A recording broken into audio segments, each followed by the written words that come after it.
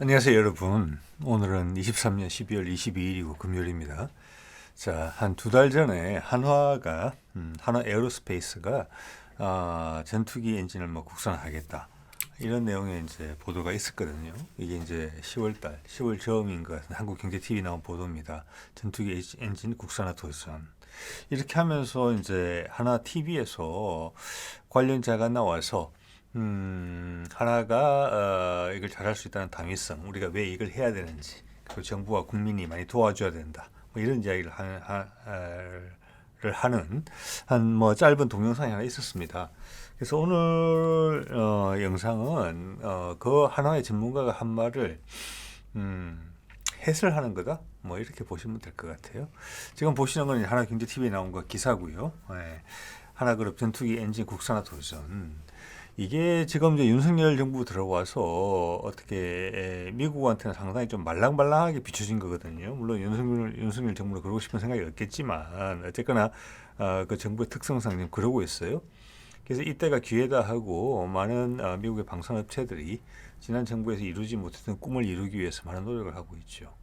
그 입장에서 봤을 때 우리가 엔진 국산화를 하겠다, 전투기 엔진. 그것은 KF-21이 5세대, 6세대로 가면서 지금 봐서는 미국보다 시간이 빠를 수도 있어요. 최소한 같을 거예요. 전 세계에서 시장에서 경쟁을 하겠다, 이런 도전장이거든요. 선전포고 비슷한. 이것을 좋아할 리가 없죠, 그들이. 그런데도 이걸 윤석열 정부가 인정하지 않을 수밖에 없는, 이것을 오케이 하지 않을 수밖에 없었던 그런 틀이 있었다. 결국은 미국도 어쩔 수 없다. 미국 방산업체도. 왜냐?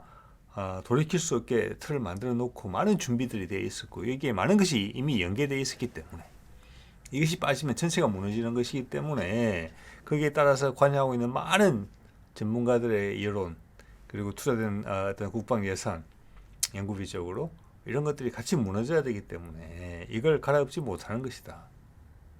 대통령 5년짜리니까. 이런 느낌을 강하게 주고 있어요.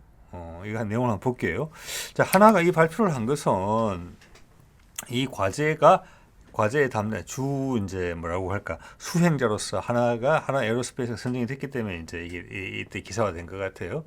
상당히 도전적인 거다, 이런 말씀 드리고 싶어요. 지난번에 중형 수송기 엠브레로 선정한 거, 미국 로키드 마틴의 CJ130J를 누르고 된 거, 그거에 이어지는 약간 쾌거다. 어떻게 보면 국방 분야에서 이미 이제 윤석열 정부가 약간의 레임덕, 벽을 느끼는 거죠. 와, 어쩔 수 없구나. 이런 게 겹쳐지게 되면은 그 밑에서 정권 밖에서 너무 힘드네, 이상하네, 이런 경험을 하고 있던 이제 소위 말해서 국가연이나 그 외 방산업체 사람들이 힘을 받게 되는 거죠. 희망의 이제 빛을 보게 되는 거고, 새로 들어왔던 방사청의 수뇌부나 국방부의 수뇌부들이 당황하게 되는 거죠. 일단 당황하는 기색을 보이게 되면은 밀리게 되겠죠. 자, 이겁니다. 자, 프로그래밍이 뭡니까? TIT라는 것은 드론 온도라고 생각하시면 돼요. 이 부품, 우리가 개발하려고 하는 부품의 온도. 터보팬 엔진 또는 터보제트 엔진에서 가장 중요한 것은, 이것은 2차 세계대전 때 이미 이제 독일이 개발하는 거잖아요. 그럼 벌써 얼마입니까? 이제 50년이라고 보더라도 70년, 80년이 다 된 기술이에요. 이것이 엄청나게 어려운 기술이라고 생각할 그건 아니라고 저는 봅니다. 단지 우리가 집중을 안 했기 때문에 그걸 못 하고 있을 뿐이고, 이것을 잘할 수 있는 여러 가지 기반 산업은 우리가 잘하고 있죠.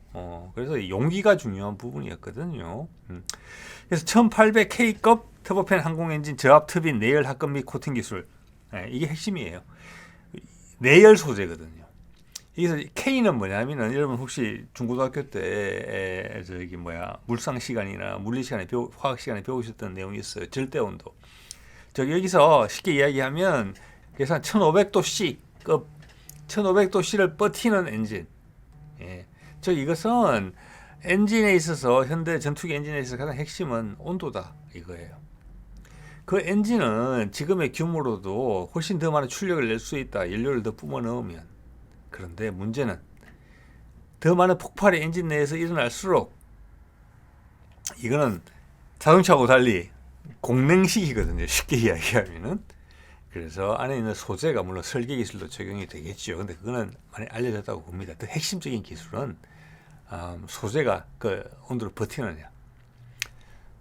예. 버틸 수 있으면은 출력을 더 낼 수 있다. 그러면은 같은 크기, 같은 무게에서 더 고출력이 나온다. 고출력이 나오면 나올수록 전투기는 엄청나게 유리하다. 생존성에 있어서. 그겁니다. 그래서 저도 뭐 과거에 몇 번 다뤘더라고요. 보니까 KF-21 엔진이 현재는 가장 안정적인 엔진을 선택했어요. 출력보다는. 우리 처음 하는 거니까 미제 엔진을 들여온 거잖아요. F414 엔진인가 그렇죠. FA50에 들어가는 F404 엔진의 개선형이에요. 그게 상당히 의미가 있어요. 즉 박해에 최적이 같아요. 즉 KF21 엔진을 원한다면 FA50에 넣을 수 있다는 거고 우리 전투기 엔진을 개발한다는 것은 지금 KF21에 들어가는 엔진을 개발한다는 거거든요. 출력을 다양하게 할 수 있어요. 상황에 따라서. 그러면 즉 한 플랫폼을 개발함으로써 FA50부터 우리가 FA50이 죄송합니다. KF21이 현재 4.5세대, 5세대, 6세대로 갈 때 그 엔진 체제를 그대로 활용하면서 계속 개량을 하겠다는 의미거든요. 그 핵심이 뭐냐?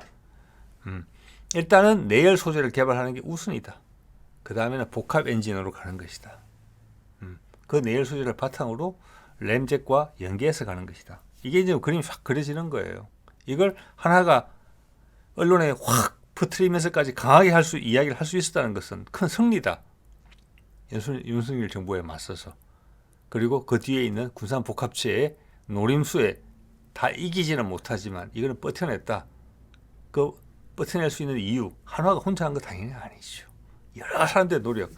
그런 점을 좀 북돋우고 싶어서 오늘 영상을 뭐 2개월이나 지났지만 한번 만들어 봤습니다. 예. 자, 이게 하나의 이야기인데 이게 여러 가지 정보를 이야기해요. 이거는 국가 기밀 다 이야기하는 게 아닌가 싶을 정도거든요. 여기 보면 무사고 이야기하냐면 5,500파운드, 10,000파운드 엔진을 개발하고 있다. 이거는 전투기 엔진으로는 작은 엔진 축에 들어요. 그런데 무인기로 들어가면 이야기가 달라지거든요. 5,500파운드, 10,000파운드 엔진. 이거는 무인기 엔진으로 보이고 있어요. 이 사람이 뭐라고 이야기를 하느냐. 5,500파운드 터보팬 엔진. 이거는 과거 연구 자료에 다 나와 있어요. 이거는 무인기용 기본 엔진이에요. 예. 그 다음 뭐라고 이야기하느냐. 그보다 2배쯤 큰 10,000파운드급 터보 무인 정찰기 엔진을 개발하고 있다. 제트 엔진이거든요. 무인 정찰용 엔진 10,000파운드급이다. 그 기체가 무엇일까? 이게 정말 궁금해지는 거죠. 부분이 여기서. 자, 여기서 이 엔진에다가 애프터버너를 장착하게 되면은 효율이 출력이 30% 40% 올라가요. 즉 5,500파운드는 10,000파운드 가까이 되고 10,000파운드는 15,000파운드 가까이 돼요. 그래서 이것은 거의 개발이 끝난 것 같아요. 이게 자신감을 획득했기 때문에 그 다음 과제 KF21용 과제로 넘어가는 거예요. 그렇게 보셔야 돼요. 이게 잘 되고 있다 이런 이야기입니다. 이걸 바탕으로 왜냐하면 이제 장시간 써도 아무 문제가 없는 그럼 내구성이라는 문제가 대두가 되고 거기에는 소재가 들어가는 거죠. 자, 미사일용 우리 대한 미사일용 해성 미사일 같은 것도 터보제 들어가 있어요. 터보팬. 근데 그건 일회용이잖아요. 한 번만 날면 되잖아요. 10년간 날아다닐 거 아니잖아요. 그래서 소재 문제가 나오는 겁니다. 그래서 그런 준비는 다 됐고 제가 봐서 설계 역량도 다 가지고 있다. 이제 소재만 개발하면 된다. 근데 제가 봐서 소재도 이미 많은 부분에서 하고 있다. 한 1, 2년 전에 지난 정부에서 그걸 했었죠. 두산중공업에서 가스터빈용, 즉 천연가스를 사용하는 발전소, 열병합 발전소에 그 들어가는 게 거대한 터보팬 엔진이에요. 그걸 국산화 시켰거든요. 그걸 개선시키고 있어요. 예. 그것은 다른 나라들 같은 경우에는 전투기용 터보젯 엔진을 터보팬을 개발하고 그 다음으로 개발하는 게 그거예요. 덩치도 크니까 열도 훨씬 많이 나고. 근데 우리 그걸 했어요. 자, 그 과정에서 국산을 하면서 많은 부분들이 이미 됐어요. 예. 그래서 이 과제에는 제가 봐서는 두산중공업도 많이 관여하고 있다. 그들이 맞는 핵심 분야도 있다. 전체 총괄을 한화 에어로스페이스에서 하고 있다. 왜냐? 이것은 옛날 삼성 항공 시절부터 많은 전투기 엔진 그리고 지금도 OEM으로 해외의 대형 엔진들 여객기용 대형 터보팬 엔진들을 조립하고 부품을 직접 생산하고 있기 때문에 체계 종합 업체다 이렇게 보셔야 돼요. 그래서 이 10,000파운드급 엔진을 달게 될 무인 정찰기가 어떤 것인가 이게 지금 궁금하다는 거죠. 자, 이거는 지난 DX 코리아에서 작년에 처음 공개돼서 UCAV 이게 이제 KF-21이 6세대로 가면 같이 이제 운영하게 될 무인기인데 내부 무장창이 있어요. 그리고 스텔스 디자인이고 스텔스 도료가 발리게 됩니다. 여러 가지 각각의 기능을 부여받게 되겠죠. 여기에 들어갈 게 제 생각에는 5,500파운드 엔진이에요. 그리고 KF-21의 속도와 항속거리하고 맞아야 돼요. 맞죠? 예, 그건 당연한 겁니다. 그래서 거기에 따라서는 5,500파운드 엔진에 그게 들어갈 수가 있어요. 저기 애프터버너가. 예, 여기서 5,500파운드를 이야기할 때는 기본 엔진 코어를 이야기하는 겁니다. 애프터버너 빼고. 그래서 그것까지 감안하셔야 돼요.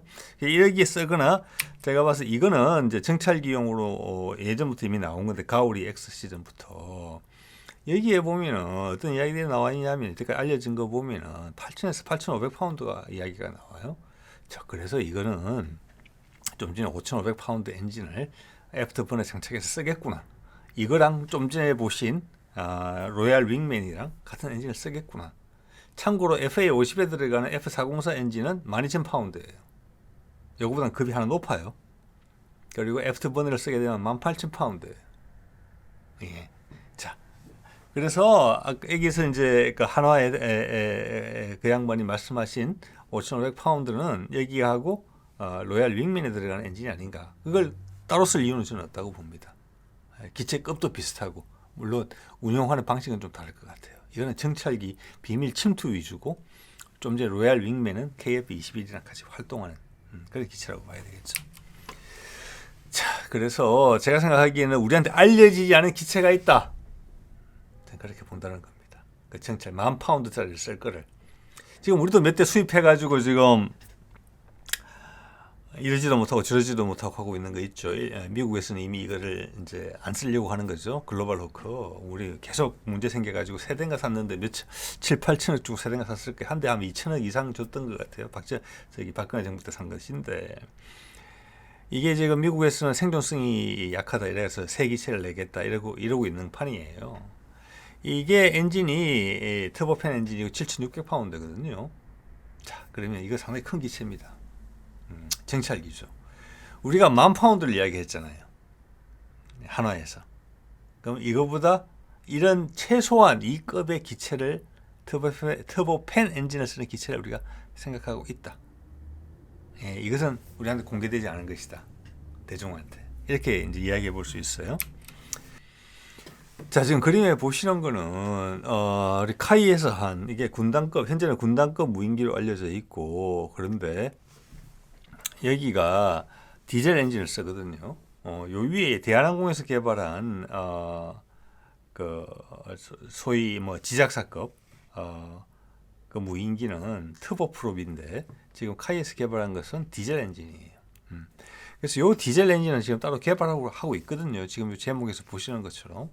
그래서 위에 언급된 10,000파운드급 엔진은 대한항공에서 개발한 그 무인기의 엔진의 업그레이드 판일 수가 있고 또는 우리가 모르는 글로벌 호크 형태의 새로운 무인기를 생각하고 있다 이렇게 볼 수 있는데 제가 보기에는 그 대한항공에서 개발한 이 차세대형 업그레이드 버전이 아닌가 그렇게 생각을 해보게 됩니다. 예. 자, 또 이제 이분이 말씀하신 것 중에 이런 내용이 있어요. 1,400마력 터보 프롭을 개발 중에 있다. 예. 자, 1,000마력 지금 터보 팬 엔진 이야기가 나왔거든요. 근데 터보 프롭이라고 그러면은 프로펠러를 돌리겠다는 거거든요. 프로펠러를. 예. 근데 이게 어디에 쓰는 엔진이냐 이런 생각을 해보게 돼요. 제가 봐서 이거는 이겁니다. 이게 이제 우리가 이것도 언론에 우리 대중한테 거의 노출이 안 된 거죠. 여기 보면은 무인 복합형 전투 회전익기라는 게 있어요. 예, 좀 그림이 다음 장에서 그림으로 보여드릴 텐데 1250마력에서 1400마력짜리 터보 샤프트 엔진이 들어간다. 이 엔진을 개발하고 있거든요. 예. 이 엔진을 개발하고 있다는 이야기입니다. 1400마력짜리로 높은 쪽으로. 예. 이 UCCR이라고 불리는 무인 복합형 회전익기는 몇 년 안에 조만간 나타날 것으로 보여요. 예, 이게 지금 보면은 무인이기 때문에 앞뒤로 덕티드 팬이라고 팬이 두 개 붙어 있는데 이게 이제 동축 반전이 아니라 이축 반전이죠. 반대쪽으로 돌면서 나는 거예요. 이게 오른쪽에 조그만 그림을 보시면은 MD-50 헬기랑 크기를 비교한 거거든요. 이게 얼마나 큰 건지를 아실 겁니다. 이거는 엄청난 속도로 나갈 것 같아요. 예, 이걸 지금 실제 비행기로 만드는 경우는 진짜 저는 본 적이 없는 것 같아요. 제가 아는 지식으로는. 여기 보시면은 수직으로 떠서 날 때는 저 팬에 있는 부분을 뚜껑을 다 닫아버려요. 그리고 뒤에 잘 안 보이지만 프로펠러가 붙어 있거든요. 네, 그때는 지금 뭐 우리가 개발 중인 동축 반전 기동형 헬기랑 같은 컨셉이에요. 날개가 길잖아요. 저게 다 조종민이 다 붙어 있어요. 플랩이. 그래서 이걸 지금 비밀 비행기로서 사실은 개발하고 있는 건데 이게 1400마력짜리 엔진이 들어간다는 겁니다. 우리 LAH 소형 무장 헬기 아시죠? 거기에 들어가는 엔진이 1000마력짜리 두 개가 들어가요. 예, 이 크기도 보시죠. 상당한 무장이 들어갈 수 있고 이거는 육군용으로도 해군용으로도 다양하게 쓸 수 있는 기체인 것으로 보여요. 예. 자, 이게 거의 노출된 적이 없기 때문에 약간 꿈 같은 이야기 아닌가? 실제 실현 가능성이 있는 건가? 이런 생각을 하실 수 있는데 지금 지금 사진을 한번 보시면은 21년 12월 6일 날 국기원 서울 사무소에서 핵심 기술 연구개발 제1호 과제 협약 체결식을 했는데 그 나오는 내용이 이겁니다. 복합형 회전익용 터보 샤프트 엔진 로터 조립체 운용 안정성 확보 기술 이게 그겁니다. UCCR. 예, 복합 회전형이라는 게 그 말이에요. 자, 그래서 우리는 지금 여러 가지 기술을 이미 확보하고 있는 거예요. 우리 지금 차세대 기동 헬기로서 동축 반전에서 이륙해서 뒤에 푸시 프로펠러로 가는 미국의 차세대 헬기형 같은 걸 하나 하고 있고 또 틸트 로터 지금은 주로 이제 무인경으로 많이 하고 있죠. 이 로터 자체가 움직이죠. 향후 이제 그게 발달되면은 기술이 안정화되면은 사람을 실어 나르는 하늘을 나르는 이제 도심형 무인 이동 수단으로 쓰려고 하는 것이죠. 거기에 덧붙여서 UCCR로 대변되는 복합형 회전익기도 있습니다. 이거는 사람을 실기는 어려운 거예요. 동체에 팬이 들어가기 때문에. 그래서 무인기용으로는 최적화되어 있어요. 납작하게 만들 수 있거든요. 속도가 엄청나게 빠를 수 있어요. 이게. 예. 이렇게 되면은 뭐 호위함이든 심지어 윤용화함에도 이런 걸 이착함시킬 수가 있을 거예요. 아마. 예. 그래서 향후 우리 해군에 있어가지고 헬기를 운용할 수 있다는 건 상당히 크거든요. 예를 들어서 이런 거죠. 호위함급에서는 대잠 헬기를 한 대밖에 못 써요. 공간의 제약 때문에. 예. 그런데 이게 세종대왕급으로 올라가면 두 대를 쓰거든요. 그게 그만큼 필요하다는 겁니다. 작전 반경이 넓어진다는 거거든요. 근데 이렇게 납작하게 만들 수 있으면 기존의 호위함에도 크기도 훨씬 작거든요. 제가 봤을 땐 최소한 두 대는 들어가고 아래 위로 넣을 수도 있어요. 아래 위로. 양옆이 아니라 아래 위로. 거기다가 추가로 더 넣을 수도 있어요. 그러면 호위함의 작전 반경도 엄청나게 넓어질 거예요. 무인기죠. 우리 대한미사일 사격할 때 인공위성의 도움을 못 받게 되거나 고고도 아니면 또는 다른 어떤 정찰 자선의 도움을 받지 못하게 됐을 때 죽음을 각오하고 멀리 가서 내 미사일을 유도할 수 있는 목표를 추적할 수 있는 이런 기체가 필요하거든요. 그런 용도로 다 생각하고 있는 겁니다. 당연히 향후에 우리 독도함이나 마라도함의 활동 반경을 넓히는데 크게 기여하겠죠. 물론 우리 중형 항모에도 다양하게 활용될 수 있다고 봅니다. 그래서 기존식으로 뭐 큰 프로펠러가 달린 항공모함 전용 어떤 정찰기가 필요하다거나 이미 낙후되어 있죠. 미국에서도. 그런 것들을 대체할 수 있는 자산으로 생각돼요. 반드시 초대형 함정이 아니더라도 그거 이상의 영향을 발휘할 수 있게 해주는 자산이 이 UCCR이다. 그런 점에서 충분히 주목해 볼 필요가 있다는 것이고, 2,400마리짜리 엔진을 개발하고 있다는 것은 이미 완성됐다는 거예요, 지금 이게. 그리고 2,400마리짜리 엔진은 터보 샤프트 엔진이에요. 그렇죠? 그럼 이걸로 바로 우리 LAH의 1,000마리짜리 엔진을 대체할 수 있어요. 그 수입품이잖아요, 프랑스에서. 조금만 힘을 쓰면 2,000마리까지 올리면은 기존의 수리온에 들어가는 GE 엔진을 교체할 수 있어요.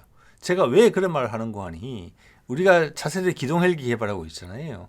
거기는 미국 기준으로 봤을 때 한 3,000마력 정도 엔진이 필요할 것으로 보이고, 제가 아덱스에서 만난 카이에 관련되시는 분들도 그런 말씀 하셨어요. 3,000마력짜리 엔진이 2개 정도 필요하다. 지금 아파치 헬기나 블랙호크는 2,000마력짜리 2개거든요. 수리온도 2,000마력짜리 2개죠. 3,000마력짜리 2개 합당한 추산이에요. 그러면 이렇게 1,400마력, 2,000마력, 3,000마력 이렇게 가려고 하는 것 같아요. 제일 중요한 건 뭐겠습니까? 1,400마력짜리를 해내는 거겠죠. 예, 그걸 거의 해낸 것 같거든요. 그렇기 때문에 지금 감히 그렇게 이런 부분에 있어서 친화적이지 않은 그런 정권 하에서도 이걸 밀어붙이고 그 과제를 따낼 수 있다고 저는 보는 거예요. 나머지가 완벽했기 때문에 어쩔 수 없이 수긍했다고 볼 수밖에 없는 거예요. 즉 미국의 군사복합체들은 인발을 쩍쩍 다시면서 와, 이 사람들 진짜 이러면서 물러섰다, 이렇게 저는 해석이 되거든요. 네. 자, 이 내용에 보면은 향후 이제 36개월간 189억을 들여서 이게 그러니까 36개월이니까 2021년에 계약을 했거든요. 잘 되고 있다는 거예요. 내년이나 내후년에 마치는 건데 1,000마력급 터보 샤프트 엔진 개발하는 거잖아요. 이게 1,400마력이다. 네. 즉 이것은 뭐냐, 다운그레이드를 하든지 그냥 그대로 쓰든지 간에 분명히 그 크기는 지금 LAH에 충분히 들어갈 만큼 소형화되어 있다, 저는 그렇게 보는 겁니다. 예. 그리고 수리온에 지금 우리 변속기를 국산화하고 있잖아요. 그렇게 되면은 지금 LAH도 변속기가 국산화 당연히 안 돼 있죠. 그것까지 대체할 수 있다. 지금 우리는 엄청나게 이빨을 쫙 맞춰서 하고 있는 거예요. 대단한 나라에 여러분 살고 계신 겁니다. 예. 이런 부분뿐만이 아니라 기획을 잘하고 관여하시는 분들한테 이런 멋진 일을 당신이 할 수 있습니다라고 충분히 신명을 불러일으키면은 다른 분야에서 이거 이상 다 할 수 있다, 이런 걸 보여주는 거예요, 지금. 네.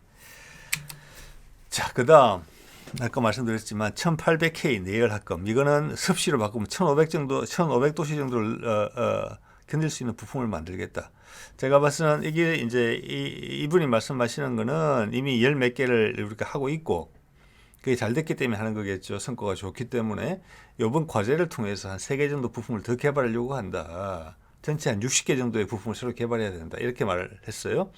그럼 나머지 많은 부분은 발전소용 가스터빈을 개발했던 두산이나 그게 관여했던 많은 기업들에서, 중소기업들에서 이걸 할 것이다.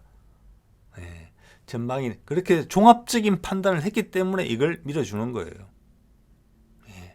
할 수 있어, 반드시 해야 돼, 실패하더라도 해봐, 이런 지금 정부의 분위기가 아니잖아요. 네. 모든 것이 미국 업체 위주로 웬만하면 수입하고 우리가 그들의 경쟁자가 되는 것을 틀어막고자 하는 분위기 속에서 했다는 것은 모든 것이 준비가 잘 되고 있다. 뭐 비판의 여지가 없다. 이렇게 뭐 시비를 걸 만한 여지가 없게 해왔다. 네. 그래서 한화 에어로스페이스도 지난번에 보면은 지금도 그런지는 모르겠습니다만은 거기 새 정부가 바뀌면서 새로운 카이 사장이 왔을 때 기존에 있는 여러 인력들이 쫓겨났어요. 그 중에 핵심 인력을 한화에서 채용해 갔거든요. 이거 현재 정부가 좋아하는 일 아니라고 봅니다. 그런데도 이게 과제를 줄 수밖에 없었다. 이게 의미하는 바가 크다고 저는 보는 거죠. 예. 자, 1800K를 견딜 수 있는 내열 합금을 만든다. 이게 어느 정도냐? 예. 자, 옛날 G코리아에서 가져온 자료입니다. 자기들의 엔진을 홍보하는 과정이에요.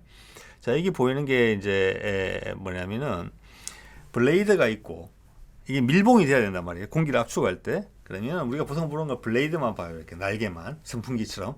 근데 그 선풍기 사이에 엔진 몸통에서 내려오는 게 있어요. 예. 그래서 압축을 시키는 거거든요. 예. 그건 고정되어 있고 여기는 돌고 이런 식으로 해서 단계 지날 때마다 압축이 되는 건데 거기에 특히 폭발이 일어나서 엔진에 이제 연료가 공급돼서 폭발이 일어나서 그 폭발의 힘으로 블레이드를 돌리게 되는 부분, 즉 엔진에 힘이 나오는 부분 있죠. 거기가 최고로 부담이 많이 되겠죠. 거기에 필요한 부품들을 이야기하는 거예요. 보통 이야기할 때는. 그래서 지금 보면은 GE 코리아 같은 경우는 거기다가 뭐 세라믹도 쓰고 여러 가지를 복합 재료를 쓴다. 그리고 보시는 이 재료가 그 블레이드나 그 위에 그 제가 슈라우드라고 하는 그 부품이에요. 저기 몸통에 끼워져 있는 거. 이 사이에 그러니까 비어 있습니다. 공기의 흐름이 있어요. 내부로 냉각을 시켜요. 자, 1700도씨를 목표로 한다. 1700K입니다. 이게 있어. 죄송합니다. 1700K이고 일본에서는 XF9이라고 실험용 엔진인 것 같은데 1800K를 달성했다고 나와 있어요. 지금. 근데 여러분, 우리가 뭘 목표로 하고 있습니까? 1800K를 목표로 하고 있는 거예요. 즉 지금 현재 최고 수준이 1800K라는 거예요. 우리가 그것을 목표로 하고 있다는 거예요. 자, 이것을 우리 한번 해보려고 해요. 우리 좀 부족한데 한번 도전해 보려고 해요. 이런 정도로 말을 해서 CR이 먹혔겠습니까? 정부 돈 이만큼 따먹고 진행할 수 있겠습니까? 지금 같은 상황에서? 전 그렇지 절대 않다고 봅니다. 예. 그래서 의미가 있다고 보는 거죠. 자, 그리고 또 이거 하나는 또 뭐와 연계가 되느냐 하면은 얼마 전에 대형 수송기 2차 사업에 브라질 엠브레라가 예상을 깨고 됐어요. 왜 됐느냐에 대한 제가 다뤘던 내용이에요. 즉 이것은 뭐냐, 수송기 자체 그냥 값이 싸서 됐느냐? 그건 아니라고 봅니다. 로키드 마틴 C130J가 엄청나게 자신감을 갖고 밀고 왔을 거예요. 그걸 이겨냈던 거는 뭐냐, 엄청난 기술 이전, C130J가 제시할 수 없는 많은 것들을 제안했기 때문에 그렇다고 봐요. 물론 기체 자체도 C130J하고는 급이 다른 기체죠. 당연한 것인데 그 당연한 것을 당연하게 만들기가 어려웠고, 그 당연한 것을 오히려 그런 이 기회를 활용해서 우리가 상황이 녹록지 않은 엠브레라한테 많은 기술 이전을 받아낸 것 같아요. 자, 그중에 핵심적인 것은 중형 항공기 개발. 자, 하나 에어로스페이스 분명히 언급했어요. 군남만 해서는 큰 돈이 안 돼요. 그건 분명해요. 네. 그래서 하나 에어로스페이스의 목적은 비즈니스맨이잖아요. 자, 이런 군납을 통해서 군용 전투기 기술, 최고 기술이죠. 돈은 많이 남지 않아요. 확보한 다음에 더 큰 시장인 중형 항공기, 민간 항공기 시장으로 가겠다. 그런 야심이 있기 때문에 그래요. 근데 항공기가 없으면 어떻게 우리가 공급하느냐. 그죠? 당연한 이야기겠죠. 갑자기 보잉이나 에어버스에서 우리나라 엔진, 신출내기 엔진을 받아주겠습니까? 아니죠. 우리 항공기 기체에 대한 확신이 있기 때문에 한화 에어로스페이스가 그런 말을 할 수 있다고 보는 게 되게 타당할 것입니다. 그죠? 예. 자, 그런 것들이 우리 F-35 지난 정부에 안 살려고 했죠. 버텼죠. 이번에 바로 항복했죠. F-15K 비싸게 주고 업그레이드 하는 거 버텼죠. 쉽게 줬죠. 아파치 헬기 안 살려고 했던 거 다시 살려고 하는 움직임이 있죠. 이런 분위기 속에서 엠브레를 선택하고 한화가 우리가 직접 엔진을 개발하겠다고 하는 데는 그것을 겹겹이 쳐놓은 방어막이 있기 때문에 그렇습니다. 라고 생각하는 거죠. 이걸 하나 빼면 다 무너집니다. 이 많은 것들이. 그러면은 중립지대에 있는 사람 또는 정권에 봉사하는 사람들조차 이거는 장난 아닌데 이렇게 이야기가 나왔다는 겁니다. 이것은 큰 승리다. 엠브레라와 연계되어 있다. 세상에 이렇게 할 수 있는 나라가 몇 나라나 되겠느냐. 지금 같은 상황에서 미국을 논리적으로, 정서적으로, 감정적으로 포기하게 만드는 거예요. 거기에 협력하고 있는 국방산업 분야에서는 현 정부마저, 자국의 정부마저 설득을 시켜내는 이 시스템, 윗대가리를 다 바꿨음에도 불구하고 뭐 대단하다고 할 수밖에 없는 거죠. 예. 그래서 이게 수송기 국산화, 거꾸로 중형 민항기, 또 우리가 지금 생각하고 있는 공중 통제기, 지상 통제기, 뭐 내지는 해상 초계기, 이런 기체도 기본적으로 간다. 그래서 한화가 민항기 거기에 들어갈 대형 엔진을 개발하더라도 기본적으로 밥숟가락에서 뜨게 만들어준다. 그 다음 세계시장에 나가는 하나의 몫이다. 이런 것들이 다 깔려 있다는 거예요. 이 뒤에 많은 것을 이야기해주고 있는 거죠. 예. 그러면 이것을 아둥바둥 저게 될까 말까 이렇게 막 조바심을 내면서 하고 있느냐? 전 그렇지도 않은 것 같아요. 사실은. 예. 그렇게 하면은 위에서 이거 할 수 있어? 할 수 있어? 너 돼? 이렇게 말할 때 위축되는 모습 보이면 금방 채가 쓸 거예요. 난 바로 할 수 있는데? 그 논리를 어떻게 이길 거예요? 이런 악조건 속에서. 이것은 우리가 반드시 할 수 있다. 이것은 당연하게 할 수 있다라는 자신감이 충분히 상대방한테, 나한테 압박을 넣는 그 당사자들한테, 우리 정부의 그 요인들, 검은 머리 외국인들하고 외국의 방산업체, 미국의 방산업체한테 그걸 충분히 전달할 수 있는 그런 역량이 됐기 때문에 그런 거예요. 이거는 그래서 거꾸로 이야기하면 오늘 이야기 나왔던 내용들은 다 된다. 그들이 예상하는 10년 5조 이게 아니고 지금 보시는 것처럼 30년대 초에 하겠다고 지난 정부에서 이야기했잖아요. 네, 그게 더 현실감이 있다고 봅니다. 여기에서 결국 이건 이겨낸 거예요. 네. 또 하나는 예전에 제가 올망졸망에 다룬 적이 있는데 복합 엔진 이거 이미 연구 과제가 되고 있어요. 이게 차기 6세대 전투기용 엔진이에요. 기존 터보젯 더하기 램젯이에요. 예. 우리는 지금 이 터보젯 엔진을 개발하면서 램젯하고 복합 엔진을 하면 어떻게 될까? 그리고 KF21에다가 엔진 베이에 어떻게 넣을까? 그 설계가 이미 다 고려되고 있다고 봐야 돼요. 즉 저속에서는 터보젯 마하 1, 2까지는 그 이후로는 램젯을 쓴다는 거예요. 연료를 최적화시키는 거죠. 전투 시 기동력은 엄청나게 좋아지는 것이고 이것이 또한 거꾸로 이야기하면은 KF21의 설계에도 반영이 됐다고 봐야 돼요. 엄청나게 강고한 기체로 설계됐을 거라고 봐요. F404, F414 엔진의 그 정도 출력을 견뎌내는 수준이 아니라 향후 6세대의 차세대급 고출력 엔진이 들어가더라도 그걸 버텨낼 수 있는 기체 강성을 확보했을 것이다. 이렇게 봐지는 거죠. 예. 자, 오늘 이 정도 하겠습니다. 네.